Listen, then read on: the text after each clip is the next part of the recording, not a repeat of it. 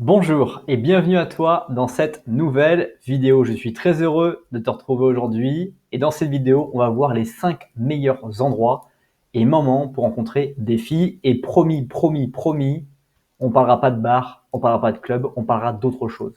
Cette vidéo est vraiment la suite de plein d'autres vidéos que je fais sur cette chaîne YouTube, Connecte avec elle, dans laquelle j'ai vraiment envie que tu rencontres des personnes et des filles hyper intéressantes ailleurs que dans les bars et les clubs. Et crois-moi, tu en es largement capable, tu peux largement le faire.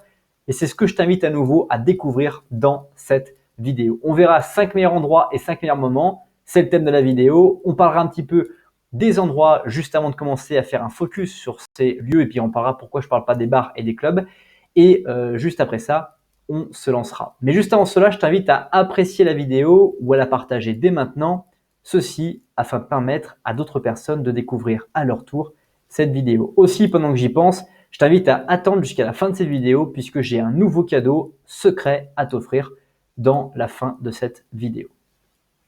Les bars et les clubs sont souvent l'endroit où on pense qu'il faut être pour rencontrer la fille de nos rêves. On pense à ça, on se couche tard, on veille dans des bars, on n'est pas forcément des bons danseurs, on patiente des soirées, on paye des verres même de badois à 5 euros ou 6 euros, voire des verres d'alcool à 15 euros. Bref, on dépense son argent, on dépense son énergie, on dépense sa volonté, on se frustre et tout ça pour finalement refaire ça chaque semaine régulièrement sans pour autant avoir des objectifs et des résultats qui sont vraiment extraordinaires. Pour moi, les bars et les clubs sont vraiment la cerise sur le gâteau d'une séduction qui est déjà bien menée dans la vie extérieure et qui doit être finalement que l'une des composantes et non pas du tout l'aspect principal d'une rencontre. Les bars et les clubs sont vraiment intéressants quand vous sortez avec des amis ou quand vous voulez vraiment travailler sur la quantité de numéros de téléphone et de rencontres que vous voulez faire, mais surtout pas comme rencontre exclusive, comme je peux le voir parfois avec des personnes qui vont sortir quotidiennement, exclusivement pour rencontrer une perle rare, mais qui vont se mettre à une table, boire un verre, regarder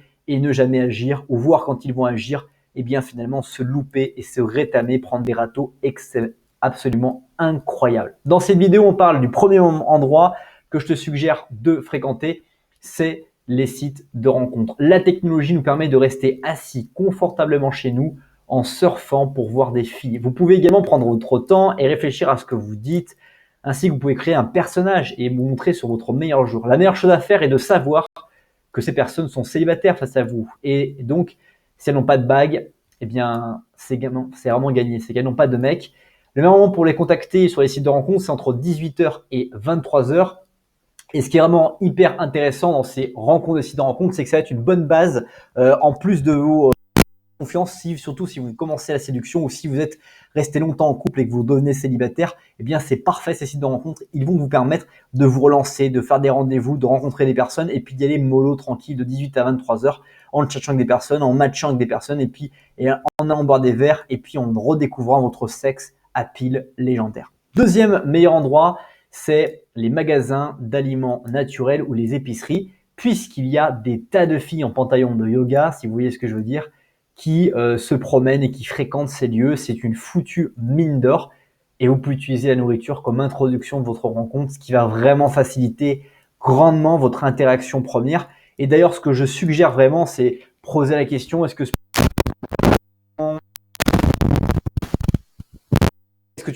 veux faire comme petit déjeuner, puisque je cherche un nouveau petit déjeuner à manger.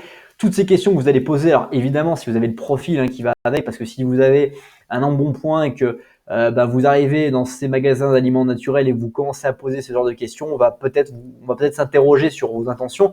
Mais l'objectif, c'est de chercher à avoir une conversation avec la personne pendant 15 minutes. Et au bout de ces 15 minutes ou ces 5 à 10 minutes, si on arrive à mener une conversation de grande intensité avec un bon impact, au bout de ces 5 à 10 minutes, de dire je n'ai pas le temps de rester plus longtemps pour discuter avec toi parce que je dois partir à tel endroit. Mais ce que je te propose, c'est qu'on poursuive cette conversation ensemble en se revoyant très prochainement. Qu'en penses-tu? Lui laisser répondre et lui dire voilà, très bien. Et à un moment donné, de lui prendre son numéro de téléphone, d'échanger vos numéros et puis de la revoir prochainement autour d'un bon café et puis d'avancer dans la relation. Mais c'est vraiment quelque chose qui va te permettre de pouvoir lier l'utile à l'agréable, fréquenter naturellement ces magasins-là et puis en plus de rencontrer des gens. Pareil pour la fréquentation de ces magasins, n'y allez pas dans les horaires qui sont trop creuses, regardez sur Google et prenez les horaires où il y a le plus de monde. Vraiment faites l'inverse de toutes les personnes.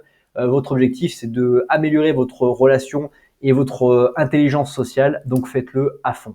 Troisième meilleur endroit, eh bien, c'est les cours de yoga, de fitness en groupe, parce que les femmes sont moins nombreuses que les hommes. Très souvent, ces cours-là, vous allez trouver des cours où il y a beaucoup d'hommes.